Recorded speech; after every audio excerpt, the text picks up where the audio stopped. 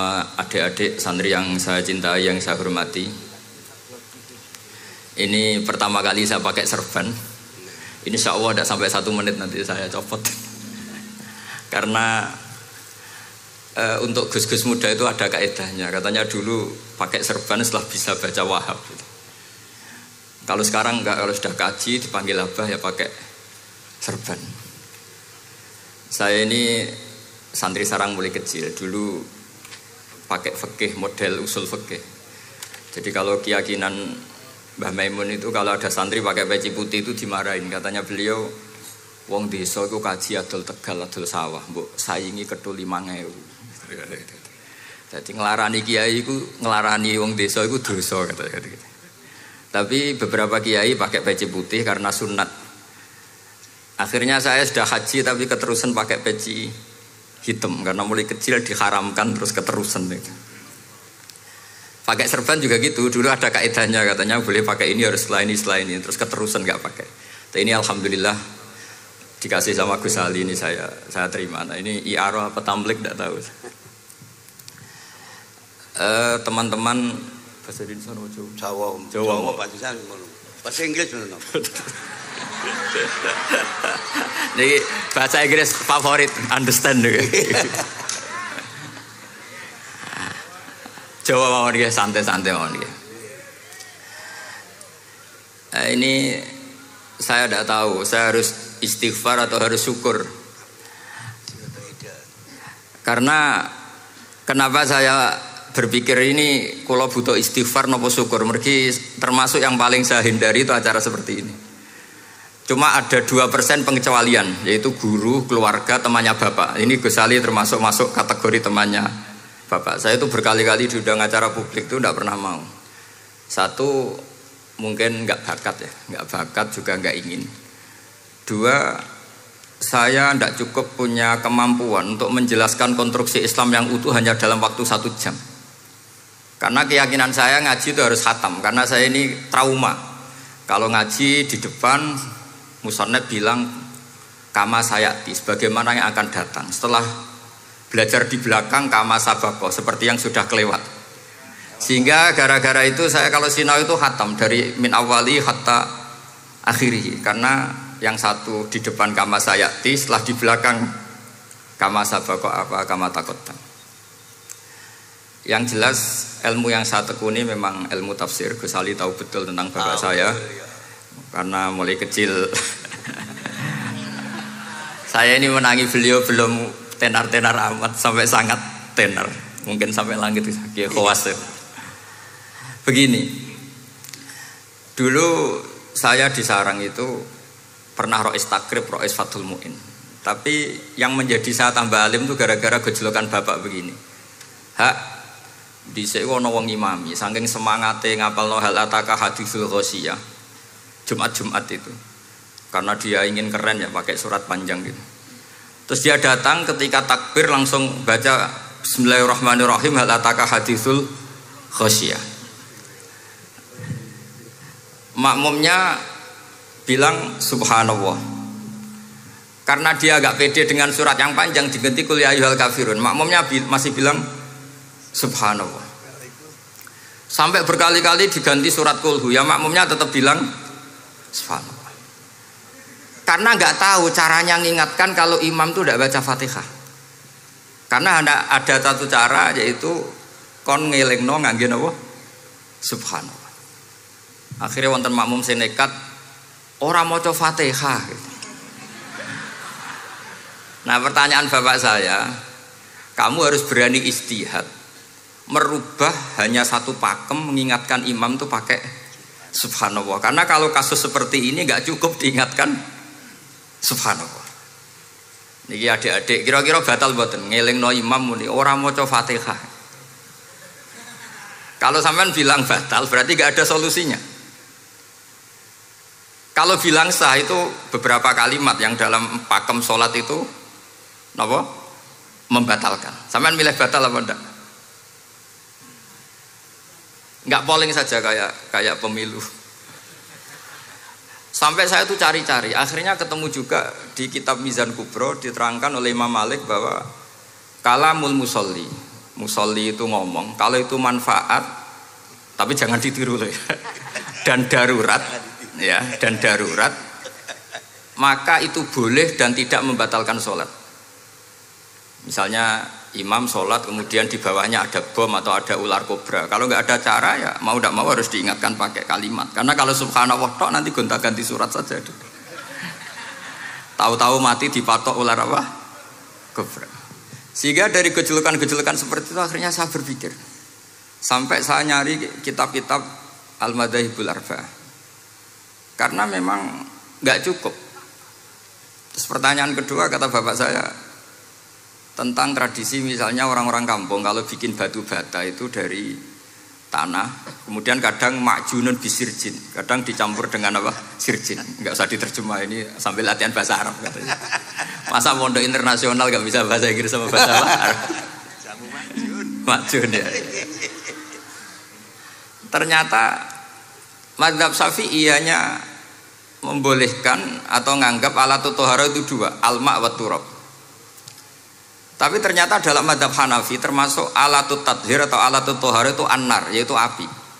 Alasan Abu Hanifah, orang mukmin yang banyak dosanya itu untuk masuk surga itu disucikan dulu di neraka. Artinya an-nar itu al-mutahhirah. Nar itu gunanya mensucikan. Sehingga batu bata karena sudah mengalami proses dibakar, maka berarti suci meskipun makjunun bisirjin. Ya tapi jangan pakai tayamum, pakai apa? Nah, jadi kalau Anda mandi junub atau nggak punya wudhu, kalau nggak ada turab sama apa? Air, ada solusinya yaitu wudhu pakai nar. Tapi itu jelas haram itu kalau itu karena nggak mungkin nggak ada turab itu nggak mungkin. Sehingga ini penting, gejolokan-gejolokan para ulama, para guru ini penting. Karena ternyata para nabi itu menjadi pinter, itu ya karena digojlok pangeran. Saya punya sekian contoh di kitab-kitab para wali. Ketika datang malakul mauti ke Nabi Ibrahim dan akan mengambil nyawanya itu, Nabi Ibrahim tangklet, kowe sapa? Aku malaikat. Ono apa? Ditugasno pangeran mencabut nyawa Anda. Terus kata Nabi Ibrahim, apa kamu tahu saya ini siapa? Ya tahu, Anda Khalilur Rahman, kamu kekasih Allah. Terus kata Nabi Ibrahim, hal ra'aita habiban yumitu habibah. Masa ada kekasih membunuh yang dikasih? Pasti Anda salah. Ya karena malaikat nggak pernah ngaji di sini di progresif ini. Dia tidak bisa jawab. Akhirnya niki kalau pamit niki kalau sembuh niki cekap. Niki cekap. Bingung, betul nguling nih bingung.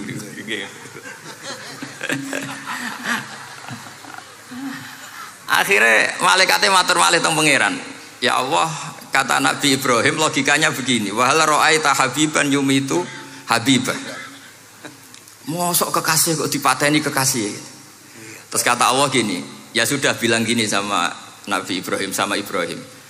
Wahal ra'aita habiban yakrahu ayyalqa habibah. Mosok kekasih kok ora siap ketemu sing dikasih. Akhirnya Israel datang lagi. Balik mana? Gini logikanya dibalik sekarang begini gitu. Wahal ra'aita habiban yakrahu ayyalqa habibah. Terus Ibrahim bilang oke ya nggak masalah sudah. Artinya apa? Kita ini diajari satu logika. Logika apa saja? Ini Allah. Sehingga ya memang normalnya hidup tuh cerdas. Kata Ghazali cerdas nyikapi apa? Realitas. Ini penting saya utarakan. Saya punya sekian contoh kecerdasan para nabi. Saya berkali-kali cerita, nabi yang sezaman itu sebetulnya 3, tapi yang ilmunya level itu hanya 2. Karena ada yang sezaman yaitu Ibrahim dan Lut. Tentu tidak level karena Nabi Lut itu pernah keponakan Nabi siapa? Ibrahim. Kedua Nabi Musa dan Nabi Harun.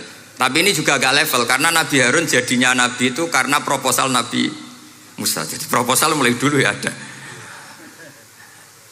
Nah, Nabi Musa kita tahu adalah al-sak. Al-sak itu kalau ngendikan itu lesannya agak cedul ya. Cedul. Ini nanya jajar ke sana. Jadi kalau nggak bisa tanya ya.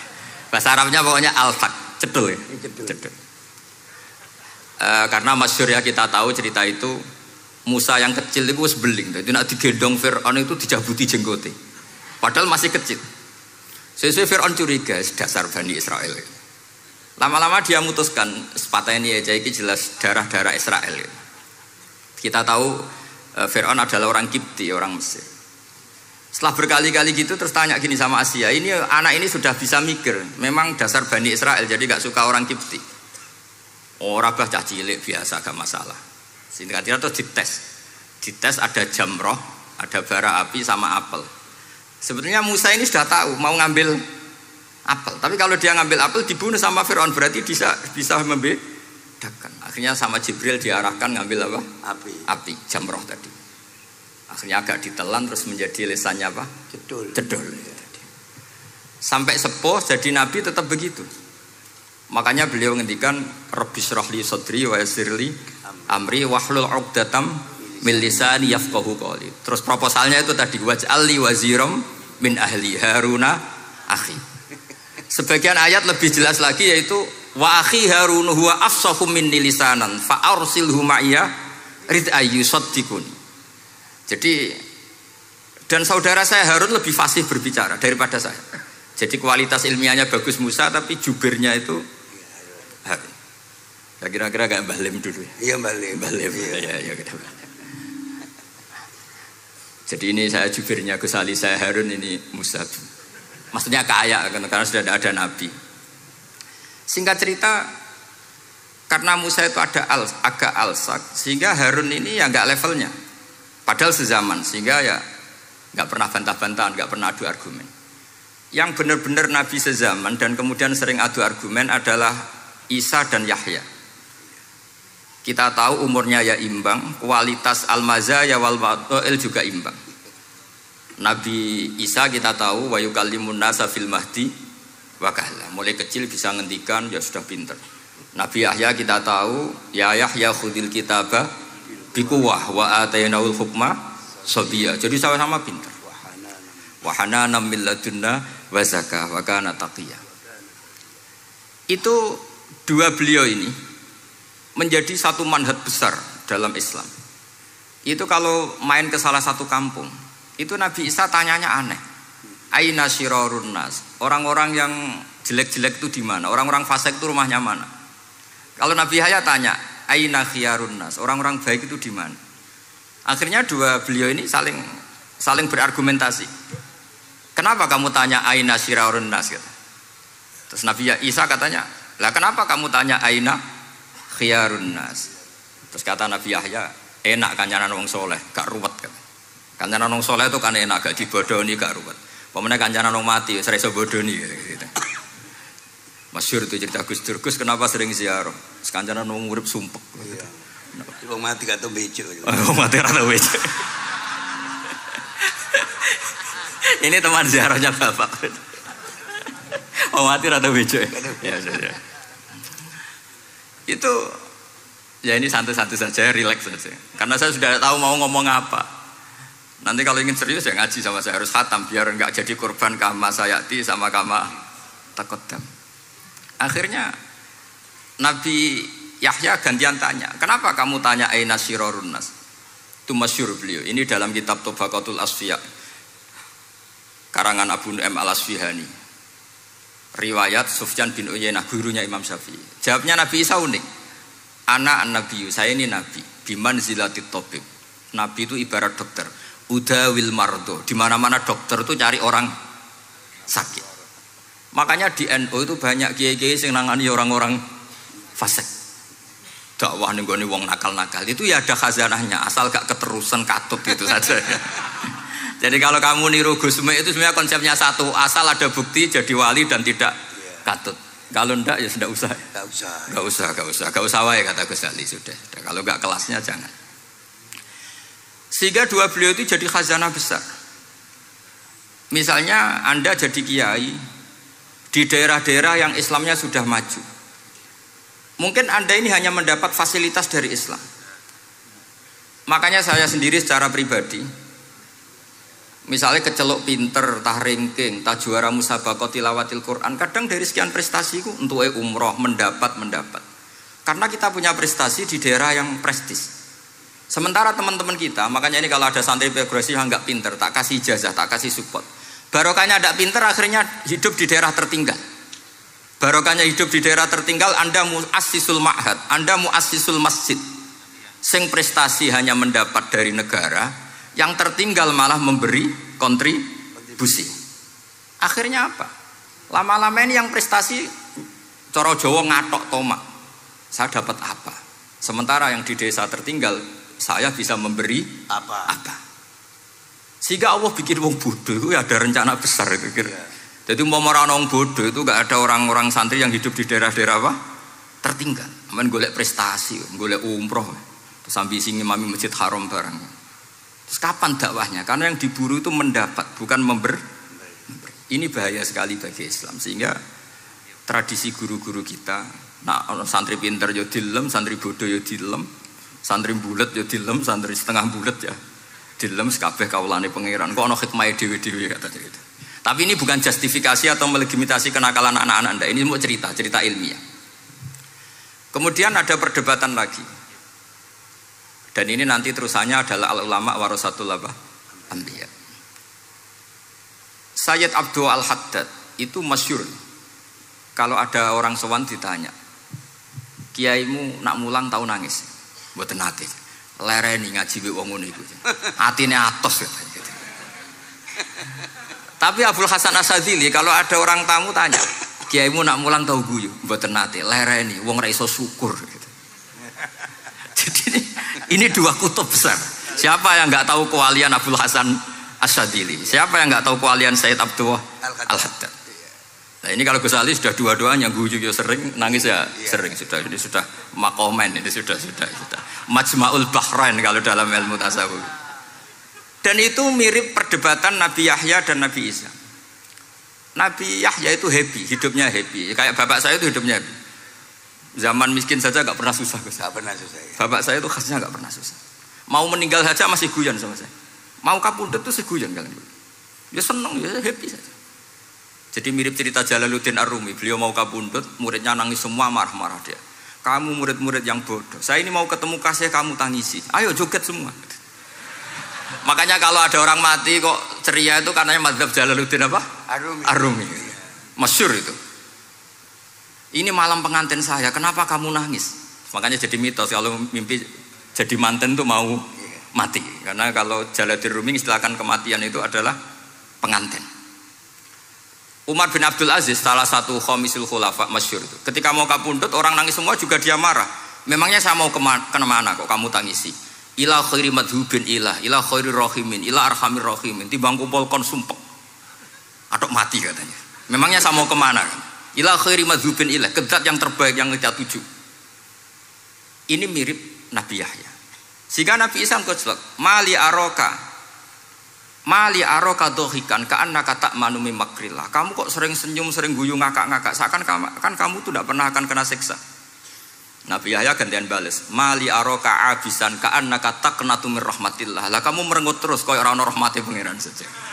Ini terjadi madzhab antara Abdul Hasan Asyadzili dan Sayyid Abdul Al-Haddad. Sayyid Abdul Al-Haddad juga diikuti banyak kiai.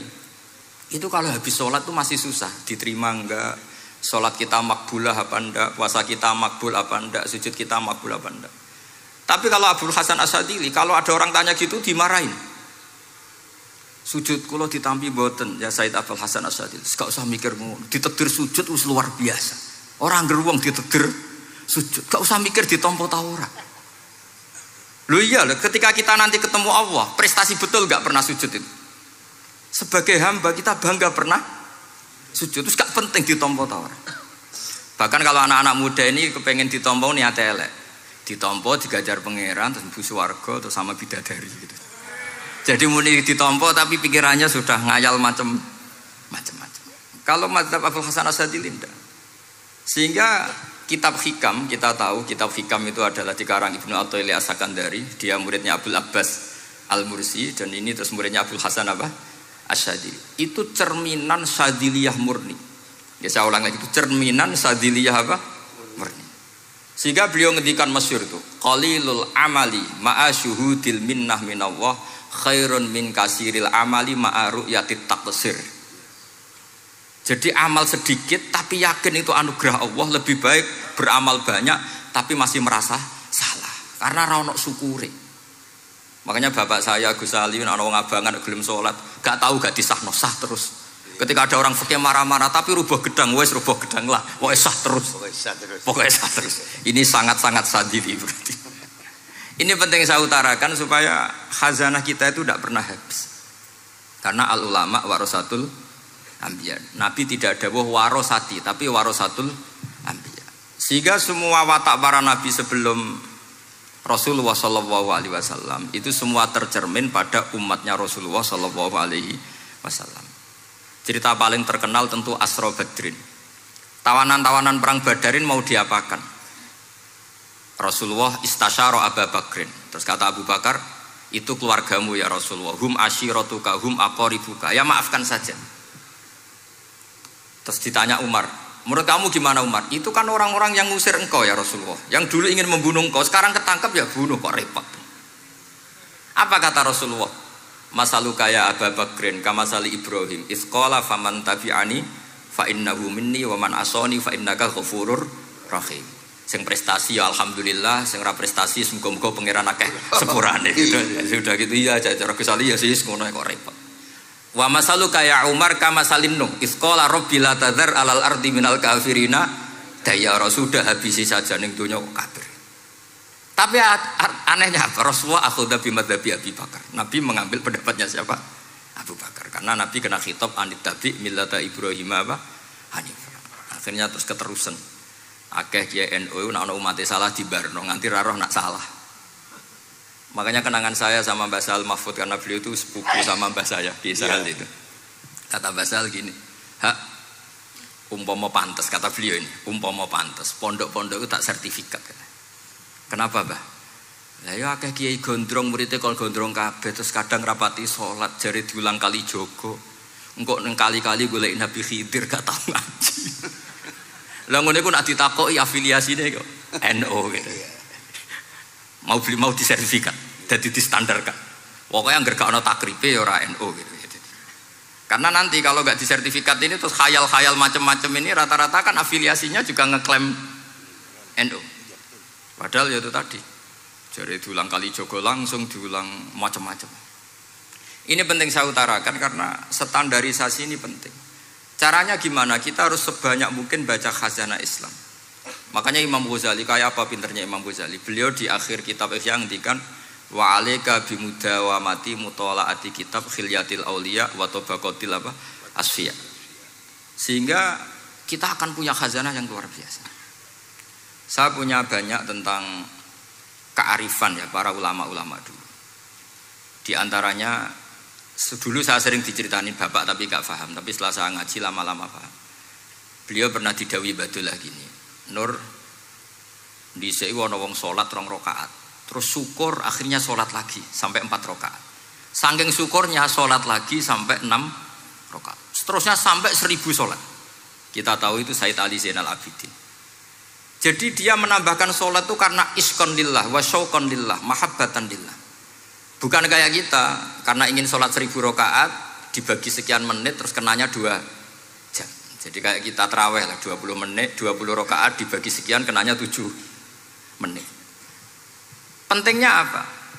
Meskipun kita tidak akan mengalami seperti itu, tapi kita menjadi tahu ketika Rasulullah SAW menghentikan wa qurratu aini fis shalah.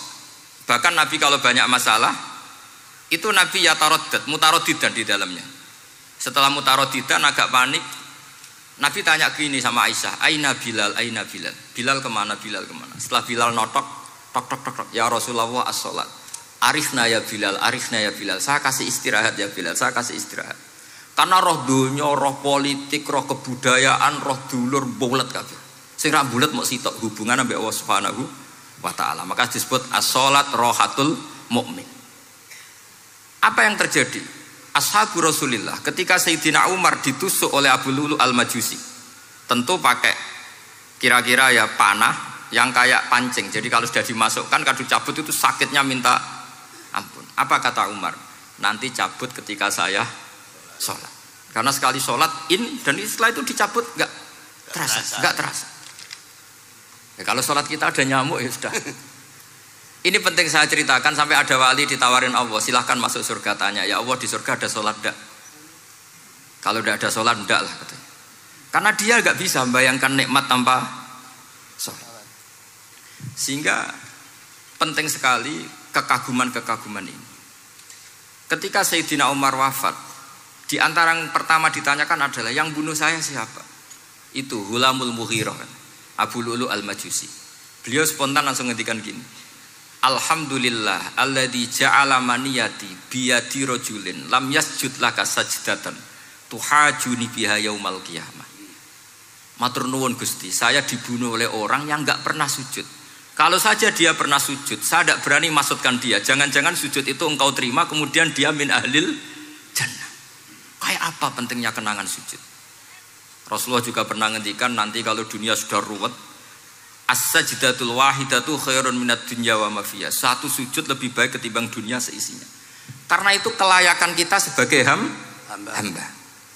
Makanya Abu Hasan Asadili ngendikan, sudahlah kafal amilina jazaan an radhiyaka laka ahlan, sudah ditakdir ngamal sudah harus syukur. Kok mikir ditompo ta ora usah, gak penting. Itu madzhab Abu Hasan apa? Asyadili. Dan itu ditiru para kiai-kiai kita. Madzhab Said Abdul Haddad juga ditiru kiai-kiai kita. Sehingga sedekah Rasulullah ketika ngendikan al ulama warasatul anbiya. Ini penting saya utarakan karena khazanah kita biar tetap kaya. Makanya masyhur dalam Manaqibul Ghazali kita tahu Imam Ghazali itu orang yang luar biasa, pengarang Ihya. Saya punya banyak karangan beliau, Al-Arba'in Al-Usul. Tapi yang paling saya cintai tentu Ihya, kitab Mustasfa, kitab Qawaid Fikih itu, Usulul Fikih. Min Manaqibul Ghazali adalah Rasulullah pernah jejer Nabi Musa. Terus Rasulullah ngendikan ulama ummati ka anbiya'i Bani Israel. Terus kata Nabi Musa, yang benar saja, masa ulama kok kapasitasnya kayak Nabi, apapun hebatnya itu nggak mungkin lah kapasitasnya kayak Nabi. Terus kata Rasulullah, ya sudah buktikan saja. Terus dipanggillah Imam Ghazali. Ketika dipanggil, ini katanya Ghazali katanya. Ditanya sama Nabi Musa, siapa namamu? Ana Muhammad bin Muhammad Al-Ghazali At-Tusi Asy-Syafi'i. Mau jawabnya panjang. Terus kata Nabi Musa, kecangkeman gitu, cara Jawa itu kecangkeman, ditakoki jeneng kok jawabnya kakean. Terus kata Imam Ghazali, ya lumayan saya. Jenengan ditanya Allah sing ya alamus sirra wa akhfa saja jawabnya kelebihan katanya. Apa itu kata Nabi Musa? Wa ma tilka bi yaminika ya Musa. Qala ya asaya atawakkau 'alaiha wa ahusyu biha ala ghanami wa liya fiha ma'aribu ukhra. Jadi Nabi Musa ditanya, sing mbok gawa iku apa ta? Ini tongkat saya, tak pakai ini, tak pakai ini, tak pakai ini. Jadi masih banyak kelebihan jenengan di bawah saya. Akhirnya fa'aqarra Nabi Musa ini ikrar bahwa benar-benar ulama Rasulillah itu keambiai Bani apa? Israel. Jadi khazanah-khazanah kecerdasan gini ini penting. Sehingga ketika ada kemacetan fikih, ada kejumudan fikih, tugas kita adalah memecahkan kejumudan itu. Misalnya begini, ini yang sering dilakukan bapak saya dan Gus Ali. Kancanan wong fasik hukumnya piye? Ya ora oleh, wong kok kancanan wong fasik. Tapi kalau dibalik, bina wong fasik boleh ndak? Boleh. Syaratnya bina kudu ngancani. Jadi dibelokkan gitu aja sudah rubah. Hadza huwal fiqh. Yang dikatakan fikih ya seperti ini. Tapi orang-orang yang enggak ngerti detailnya fikih, apalagi usul fikih. Fikih itu menjadi rumit. Makanya ahli sunnah itu luar biasa. Ada orang mati karena narkoba atau karena apa itu? Oplosan. Itu kiai cokre. Itu kiai alim biasa datang. Itu ya biasa mempersaksikan, nggih mayite sae nggih. Nggih. Padahal orang itu enggak percaya ini orang mati cokre kok apa? Sae. Padahal di kiainya bilang gini, wis sae saiki wis iso nakal katanya. Maksudnya saya sudah mengakhiri semua kenakalannya lewat apa? Lewat kematian tadi. Karena itu doa Rasulullah. Rasulullah itu kalau ngedikan itu luar biasa. Allahumma ij'alil hayata ziyadatan li fi kulli khairin wal mauta rohatan li min kulli syarrin. Ya Allah, jadikan hidup ini ziyadatan li fi kulli khairin. Jadi anggap saja kalau hidup itu berarti potensi tambah baik. Anggap saja kalau mati itu akhir dari segala keburukan. Berarti orang cukri ini mati itu baik apa buruk? baik karena dia sudah tidak bisa buruk lagi. Makanya saya nah ini khazanah yang luar biasa. Karena tadi kematian adalah ar-rohah min kulli apa? Syarrin. Nah ini sesi kedua, mungkin ini tinggal seperempat jam atau setengah jam. Saya ini karena biasa ngomong lama. Saya mau menerangkan kalimat tauhid. Ini penting sekali.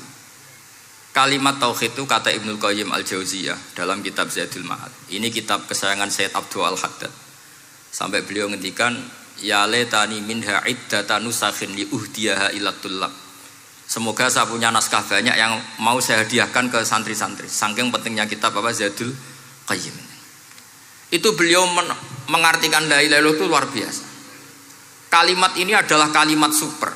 Allah bikin surga juga demi kalimat ini. Siapa yang menerima kalimat ini maka masuk surga. Yang menolak kalimat ini maka dimasukkan neraka. Kita tahu neraka itu kalau ada batu dicemplung itu sampai ke bawah itu nunggu 70 tahun. Kayak apa kedalamannya? Bego siapa saja tidak akan bisa itu bikin apa? Neraka. Karena kalau batu dijatuhkan nunggu 70 tahun itu sampai kok riha. Itu dibikin juga untuk orang yang menolak la ilaha illallah. Kemudian karena manusia butuh latihan, dibikinlah langit dan bumi supaya didiami manusia untuk menerima konsep la ilaha illallah. Karena manusia butuh pelatih, diutuslah para rasul untuk melatih la ilaha illallah. Dan kalimat ini andaikan ada orang kafir 70 tahun, kemudian dia melafadzkan la ilaha illallah Muhammadur Rasulullah, maka semua kekafirannya dihilang.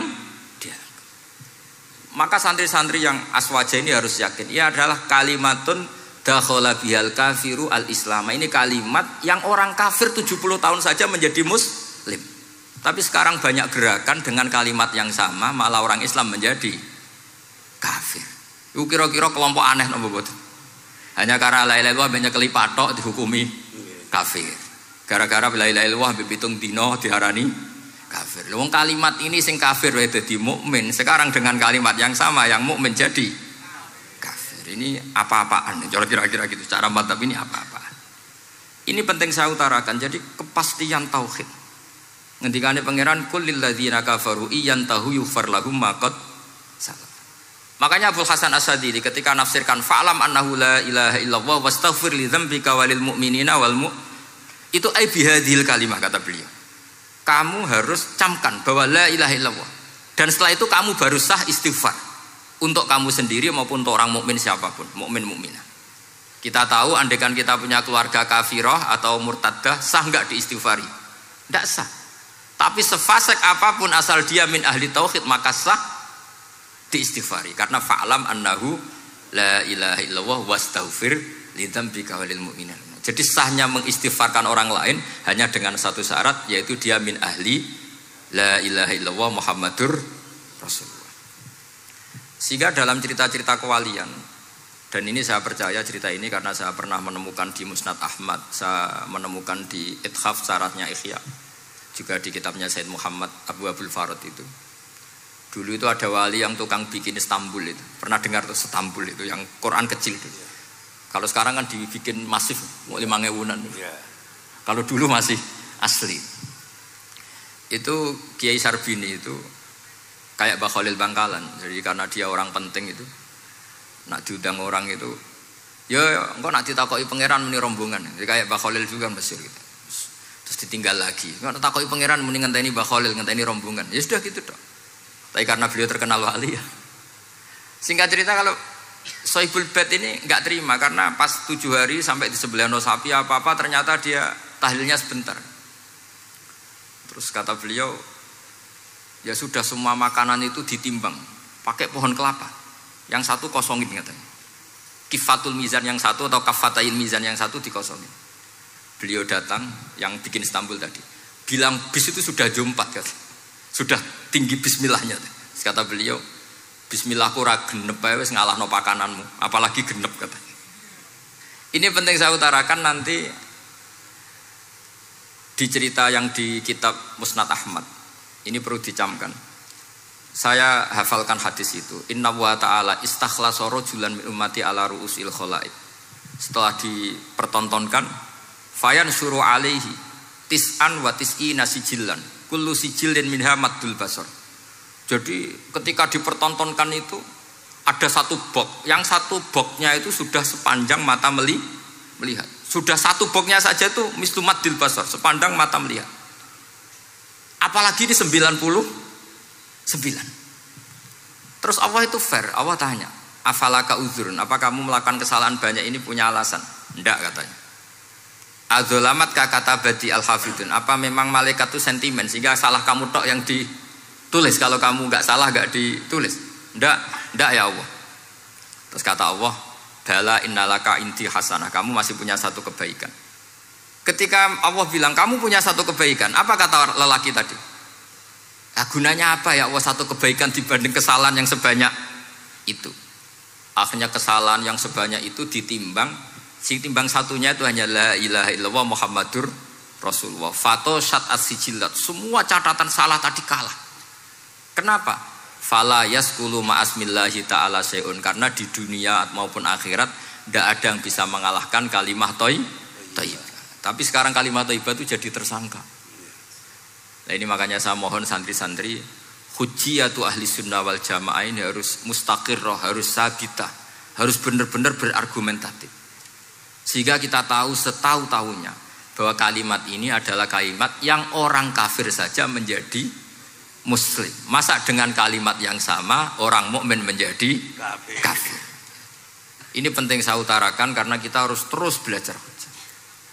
Caranya gimana? Ya diantaranya tadi belajar kitab Ihya, beberapa kitab. Sehingga khilaf-khilaf fikhiyah, meskipun kita tidak bidangnya misalnya, itu tetap punya kualitas yang luar biasa. Saya sampai sekarang menerima sorogan kitab Mahalli. Itu di situ ada perdebatan unik. Boleh enggak misalnya jenazah itu diletakkan di belakangnya yang sholat? Kata kaul awal enggak boleh. Di mana-mana jenazah itu ya di depannya orang apa? Sholat. Tapi kata kaul sani, ya boleh saja jenazah itu tidak imam katanya. Iya. Sehingga pentingnya kaul sani adalah kalau Anda di Arab Saudi itu jenazah-jenazah tetap di kamar mayat, kemudian yang sholat ya di depan jenazah.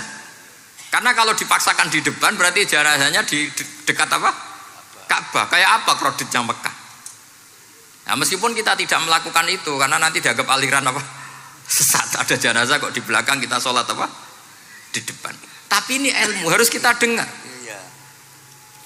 Begitu juga khilafnya kaul qadim dan kaul jadid. Menurut kaul jadid, yang namanya sujud itu harus 7 anggota. Karena kata Rasulullah SAW, umirtu an asjuda ala sab'ati a'zumin al-jabhah wal yaden wal rubbaten wal kodamen. Berarti al-jabhah 1, yaden 2, kodamen rubbaten 2, kodamen 2. Sehingga kalau kiai-kiai fanatik fikih ku nak ana anak sujud ngongkrong dipetel-petel dong. Mergo supaya 7 apa? Anggota. Tapi kata Imam Syafi'i dalam kaul qadim, kata beliau wayah tamilu, mungkin saja sujud itu cukup pakai jabhah. Karena dalam doa Nabi itu hanya sajadalaka wajhi wa sam'i wa basori. Tidak ada Nabi dongo sajadalaka wajhi wa yadi wa rubbati wa qadami. Jadi kecerdasan ulama-ulama dulu itu luar biasa.